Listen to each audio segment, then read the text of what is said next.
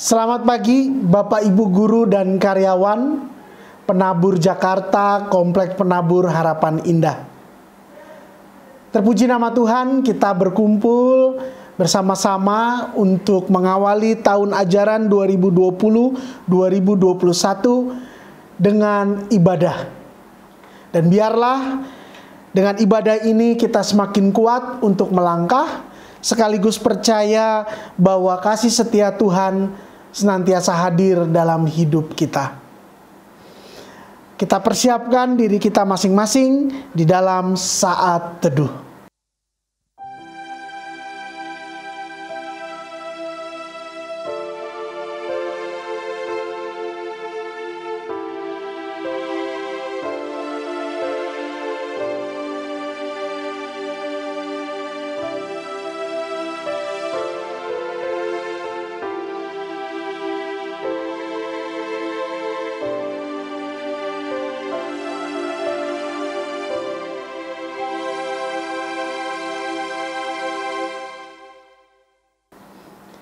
Ya dan amin, bahwa kasih setia Tuhan yang menyertai setiap langkah kita. Kita sudah melewati tahun ajaran yang lalu, sekarang kita masuk dalam tahun ajaran yang baru. Dan biarlah Tuhan berjalan bersama dengan kita, dan kita benar-benar menyiapkan diri kita masing-masing. Mari dengan sukacita kita menyanyikan, kunyanyikan kasih setia Tuhan.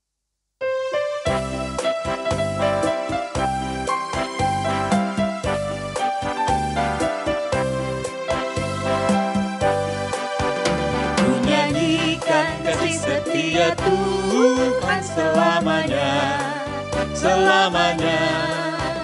Ku nyanyikan kasih setia Tuhan selamanya, ku nyanyikan selamanya.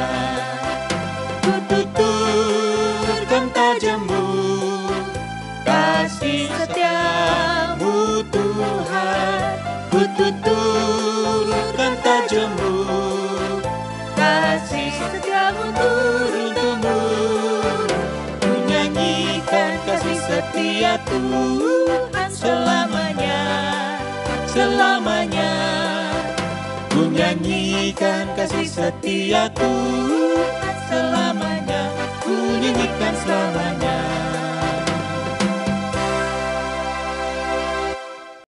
Mari kita berdoa.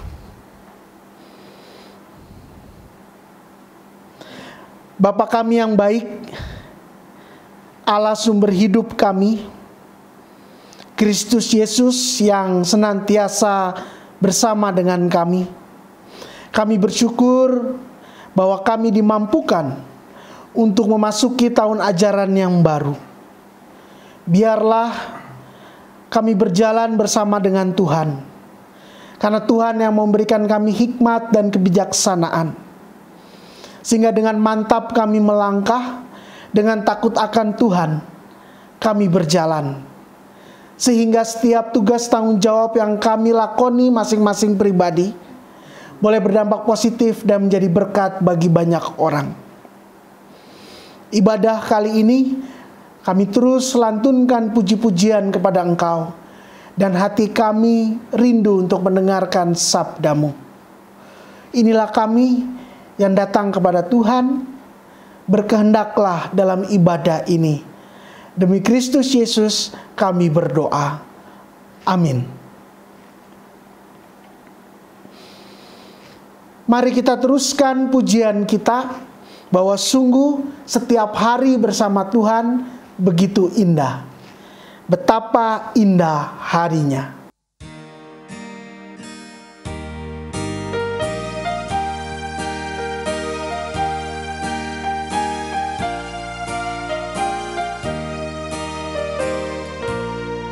Betapa indah harinya saat ku pilih penebus. Alangkah sukacitanya ku memberitakannya terus. Indahlah harinya Yesus membasuh dosaku. Ku diajari penebus, berjaga dan berdoa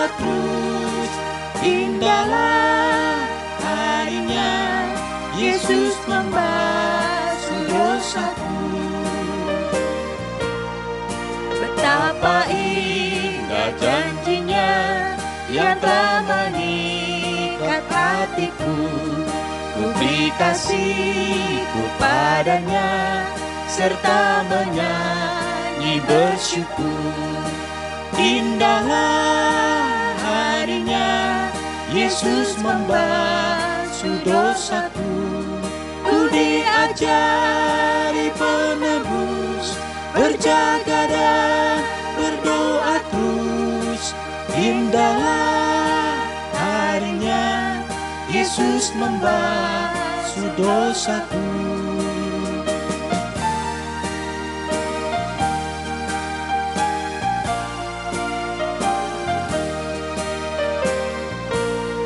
Sudah ku jadi miliknya, Ia pun milikku kekal. Yakin penuh ku ikutlah, suara Tuhan ku kenal. Indahlah harinya Yesus membasuh dosaku. Ku diajari penebus, berjaga dan berdoa terus. Indahlah harinya Yesus membasuh dosaku.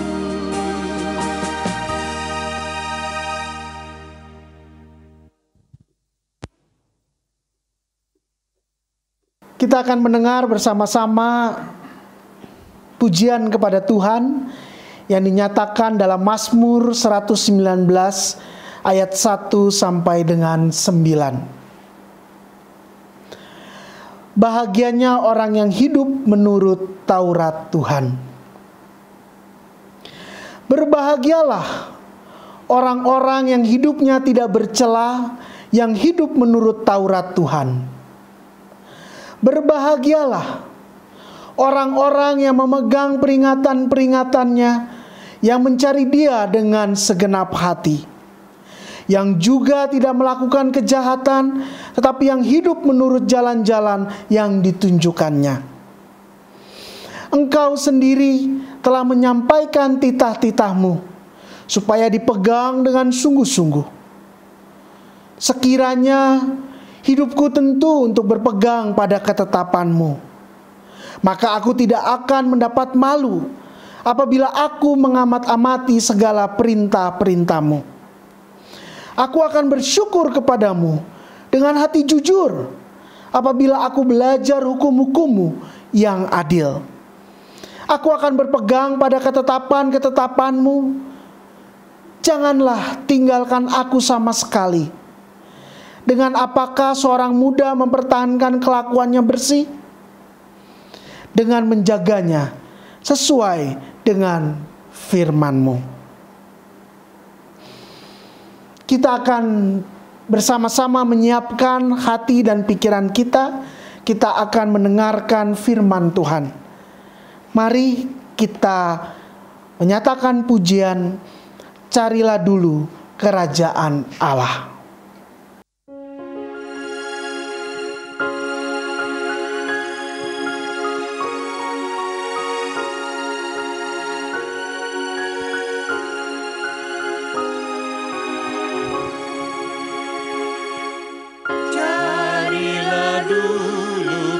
Kerajaan Allah beserta kebenarannya, maka semua ditambah padamu. Haleluya, haleluya.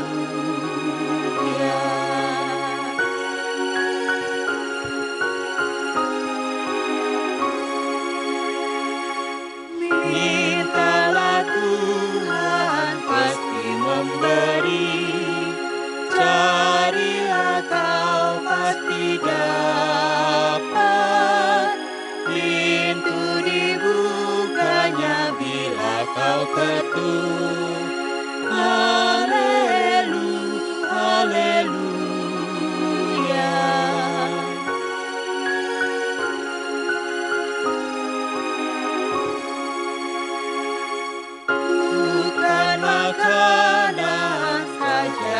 perlu, paling perlu firman Allah yang merupakan jaminan hidupmu.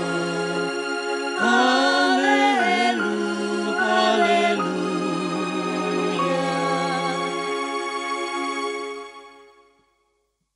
Kami persilakan Bapak Andi Agus dari GKI Kebonjati Bandung untuk menyatakan sabda Tuhan. Selamat pagi Bapak Ibu sekalian. Senang bisa berjumpa meskipun melalui media di tengah pandemi ini. Mari saudara, sebelum kita merenungkan bagian dari firman Tuhan, kita berdoa bersama memohon pimpinan dari Roh Kudus. Mari kita berdoa. Bapa di dalam surga, kami bersyukur Tuhan pagi hari ini kami boleh dikumpulkan meskipun melalui media digital, dan kiranya Roh Kudus tetap menolong kami dalam pembacaan firman Tuhan, sehingga firman ini boleh menolong kami, menguatkan kami, terutama bagi kami yang bekerja di ladang pelayanan di bidang pendidikan di BPK Penabur yang Tuhan sudah hadirkan bagi kami. Tuhan urapi juga hamba-Mu dalam keterbatasan, dan bila apa yang disampaikan ini semuanya berasal dari Tuhan, yang boleh menguatkan, meneguhkan kami dalam rangka kami meneruskan apa yang sudah Tuhan mulai, yaitu mengajar di dalam pelayanan yang akan kami lakukan ini. Di dalam nama Tuhan Yesus yang menjadi Tuhan dan Juru Selamat kami yang hidup, kami sudah berdoa. Amin. Saudara, saya akan bacakan dari Amsal 1 ayat 1-7. Amsal Salomo bin Daud Raja Israel. Untuk mengetahui hikmat dan didikan, untuk mengerti kata-kata yang bermakna, untuk menerima didikan yang menjadikan pandai, serta kebenaran, keadilan, dan kejujuran, untuk memberikan kecerdasan kepada orang yang tak berpengalaman, dan pengetahuan serta kebijaksanaan kepada orang budak. Baiklah orang bijak mendengar dan menambah ilmu, dan baiklah orang yang berpengertian memperoleh bahan pertimbangan, untuk mengerti amsal dan ibarat, perkataan dan teka-teki orang bijak. Takut akan Tuhan adalah permulaan pengetahuan, tetapi orang bodoh menghina hikmat dan didikan. Saya bacakan sekali lagi ayat ke-7. Takut akan Tuhan adalah permulaan pengetahuan, tetapi orang bodoh menghina hikmat dan didikan. Demikianlah firman Tuhan. Yang berbahagia kita yang membaca firman Tuhan dan memelihara firman ini dalam hidup kita. Saudara, tema yang mau kita renungkan hari ini adalah berhikmat dalam Tuhan. Saudara, dalam persidangan BPK Penabur di Bandung tahun 2012, saya masih ingat apa yang disampaikan oleh almarhum Pendeta Kuntadi Sumadikarya yang berkata bahwa peran guru ini adalah sebuah peran dalam rangka meneruskan tradisi mengajar Yesus. Saudara, kata-kata itu begitu kuat karena beliau mengatakan bahwa peran guru atau peran orang-orang yang berada atau melayani di lembaga pendidikan ini adalah sebuah peran dalam rangka meneruskan tradisi mengajar Yesus. Jadi selama 3 tahun Yesus hadir dalam dunia ini, dia melakukan lebih banyak mengajar. Ya. Nah, ketika kita memaknai peran kita bukan sekedar profesi atau sebuah pekerjaan, tetapi sebagai kesempatan yang diberikan dengan tanggung jawab meneruskan apa yang sudah Tuhan mulai, maka peran yang kita jalankan mestinya peran yang sangat berharga dan mulia yang sedang kita jalani ini. Nah, pertanyaannya, saudara, pernahkah saudara dengan bangga dan bersyukur mensyukuri rahmat tersebut?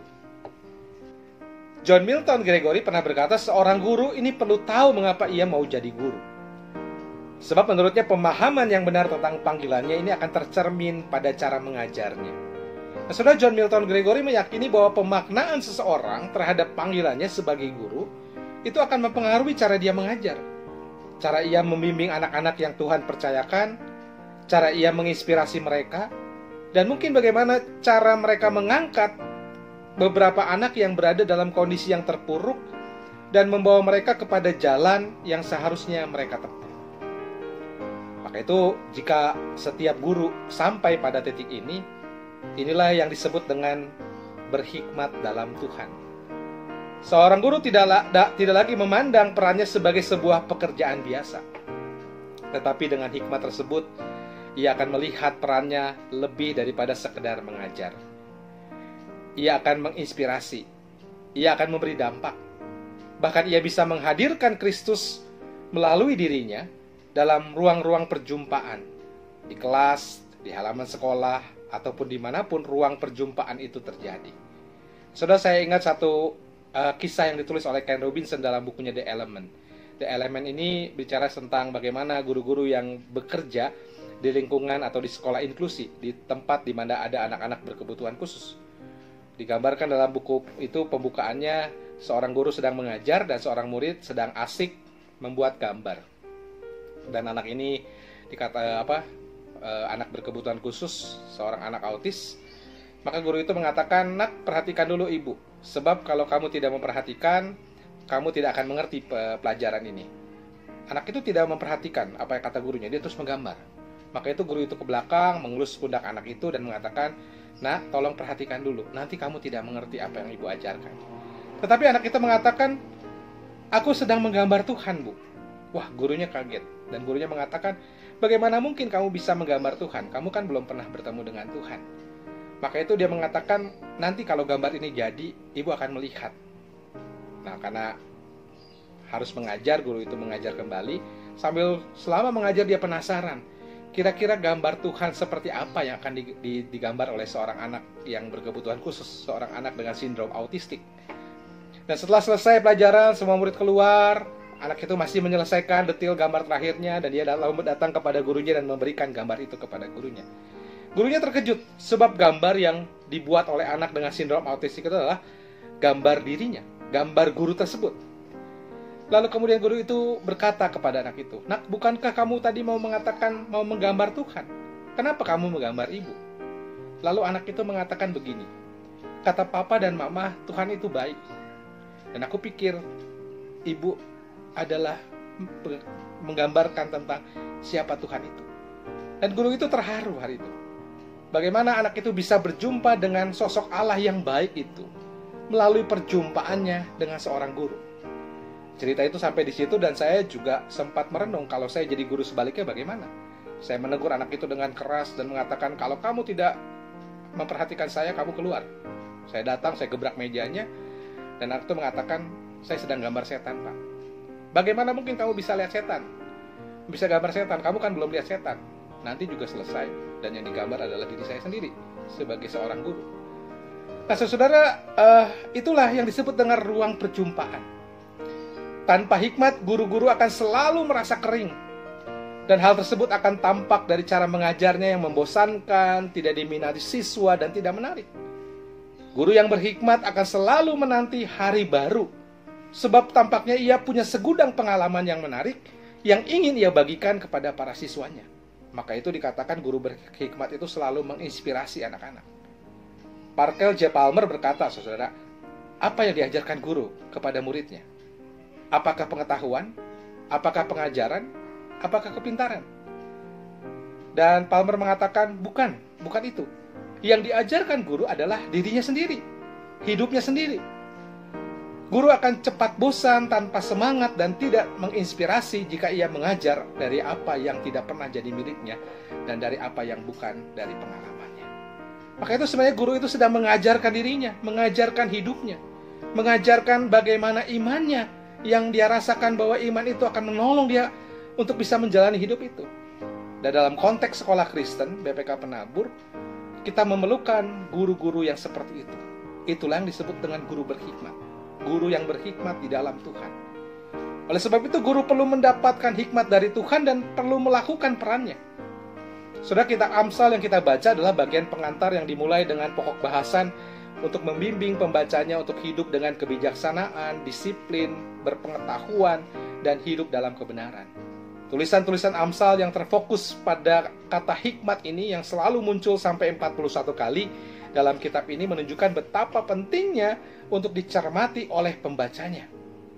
Melalui kata-kata bijak yang ditulis dalam bentuk syair, peribahasa, pernyataan-pernyataan pengajaran, penulis mendesak pembacanya agar memiliki hikmat dalam seluruh aspek hidupnya. Takut akan Tuhan adalah tema dari seluruh tulisan kitab Amsal dan merupakan awal dari hidup berhikmat. Saudara, kata takut ini bukan berarti ngeri, bukan berarti seram, tetapi lebih menunjuk pada sikap hormat, menjunjung tinggi, menundukkan diri pada kedaulatan Allah, dan menaati perintah-perintahnya. Tuhan adalah sumber hikmat tertinggi. dan ilahi. Karena itu setiap guru perlu datang kepada sang sumber hikmat itu untuk memperoleh hikmat sebagai anugerah daripadanya. Sebagai manusia ciptaannya, kita mesti menyadari bahwa segala kepandaian, kemampuan yang ada berasal dari Allah sang sumber hikmat. Siapapun kita yang mau datang memperoleh hikmat daripadanya akan memiliki yang tadi dikatakan hidup bijaksana, bermoral tinggi, dan selaras dengan kehendaknya. Itulah yang seharusnya dikejar oleh seorang guru, terutama ketika dia mengatakan, saya adalah sebagai guru Kristiani. Guru yang dengan sadar mengambil peran ini untuk meneruskan tradisi mengajar Yesus. Nah, saudara, hikmat memampukan kita untuk memahami pengajaran dalam berbagai bentuk di ayat 2 dan di ayat ke-6. Sehingga kita bisa menjadi lebih pandai di ayat ketiga. Bukan hanya pandai dalam melakukan sesuatu, melainkan juga melakukan dengan benar, dengan adil, dan dengan jujur. Penulis Amsal menyatakan bahwa hikmat diperlukan juga oleh orang yang sudah bijak agar makin berhikmat di ayat 5. Maka itu tidak banyak orang mencari hikmat. Tetapi sebagai orang beriman kita tahu bahwa hanya dengan hidup takut akan Tuhan, orang akan tahu bagaimana ia harus hidup. Bagaimana ia harus mengatasi masalah. Bagaimana ia harus mengambil keputusan. Bagaimana ia harus tegak di tengah badai yang menantang iman. Maka itu ada satu buku yang menurut saya cukup menarik. Roh Spiritualitas Guru. Amintara Supiana mengingatkan peran guru dalam lembaga Kristen. Dia katakan bukan sebuah identitas yang bisa digeneralisasi begitu saja. Tantangan guru Kristiani menjadi lebih berat karena meskipun memiliki tugas dan amanat mencerdaskan siswa secara jiwa dan raga seperti guru lain pada umumnya, guru Kristiani juga memiliki tantangan yang lebih mendalam berhadapan dengan keyakinan akan tugas panggilannya. Yang tadi saya katakan, peran guru dalam meneruskan tradisi mengajar Yesus. Guru Kristiani tertantang bukan sekedar menjadi guru pada umumnya, melainkan menjadi guru yang mampu meneladan sang guru sendiri, yaitu Yesus Kristus yang oleh para murid disebut guru dan Tuhan. Maka itu, memasuki tahun ajaran yang baru, saya mengucapkan kepada rekan-rekan guru di BPK Penabur Harapan Indah, selamat memulai tahun ajaran baru. Selamat menjadi kawan sekerja Allah yang meneruskan tradisi mengajar Yesus, sang guru itu. Selamat menginspirasi, dan selamat membawa Kristus ke dalam ruang-ruang perjumpaan di kelas dimanapun Tuhan menempatkan saudara. Tuhan akan menolong, Tuhan akan menyertai saudara. Amin. Sudah, mari kita memasuki doa syafaat kita. Mari kita berdoa. Bapa dalam surga, kami bersyukur untuk firman Tuhan yang mengingatkan kami bahwa panggilan kami sebagai guru bukan sekedar profesi biasa, tetapi ini sebuah anugerah yang diberikan kepada Tuhan. Dan kami dengan sadar menyambutnya untuk kami meneruskan apa yang sudah Tuhan mulai, yaitu mengajar di dalam proses pelayanan Tuhan selama 3 tahun di dalam dunia ini.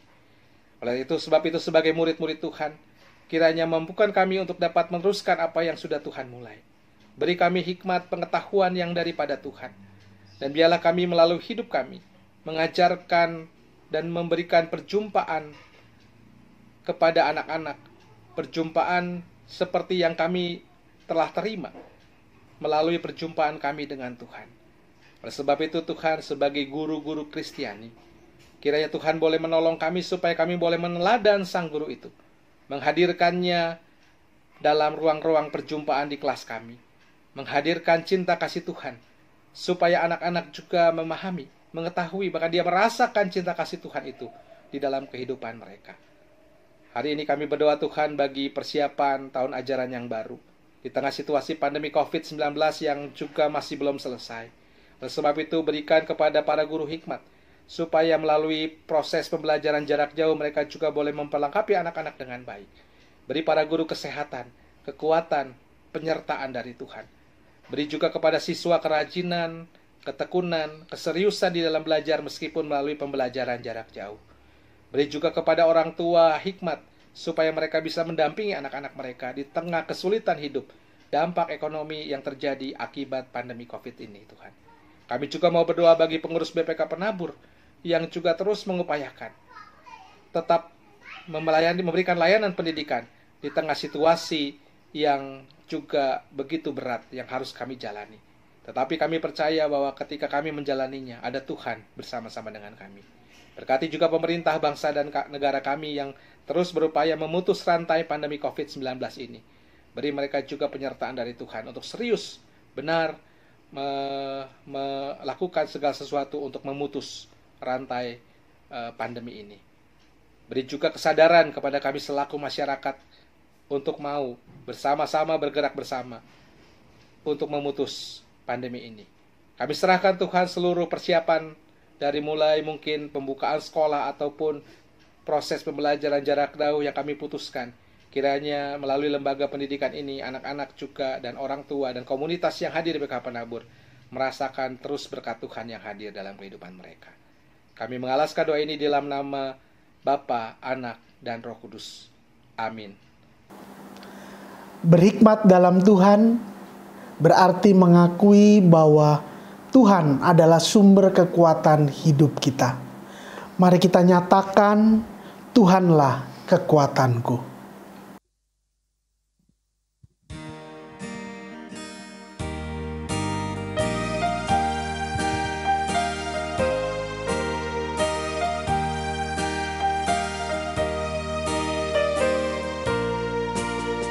Tuhanlah kekuatan, Tuhanlah nyanyianku, Dialah keselamatanku. Jikalau Dia di pihakku, terhadap siapa aku gentar. Tuhanlah kekuatan, Tuhanlah Dialah keselamatanku. Jikalau Dia di pihakku, terhadap siapa aku gentar. Tuhanlah kekuatanku, Tuhanlah nyanyianku, Dialah keselamatanku. Jikalau Dia di pihakku, terhadap siapa aku gentar. Saudara, kita akan memulai aktivitas kehidupan kita, dan marilah kita bersama-sama berdoa memohon berkat Tuhan. Bapa, kami akan memulai tugas pelayanan kami, mempersiapkan untuk tahun ajaran yang baru. Kiranya pertolongan Tuhan hadir bersama-sama dengan kami. Oleh sebab itu kami mohon berkat Tuhan. Kiranya Allah sumber segala kasih karunia yang telah memanggil kami dalam Kristus kepada kemuliaan yang kekal, akan terus melengkapi, meneguhkan, menguatkan, dan mengokohkan kami sekalian dari sekarang ini sampai selama-lamanya. Amin.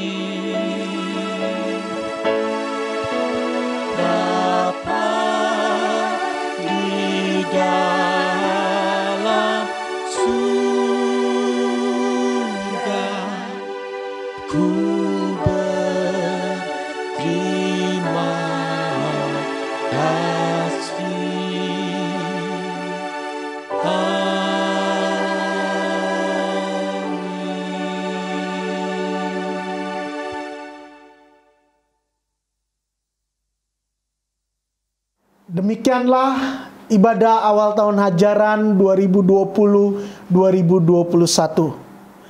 Biarlah hikmat Tuhan tetap hadir di dalam hati dan pikiran kita, dan kita siap memberikan yang terbaik untuk setiap pribadi, dan kita menjadi berkat bagi banyak orang.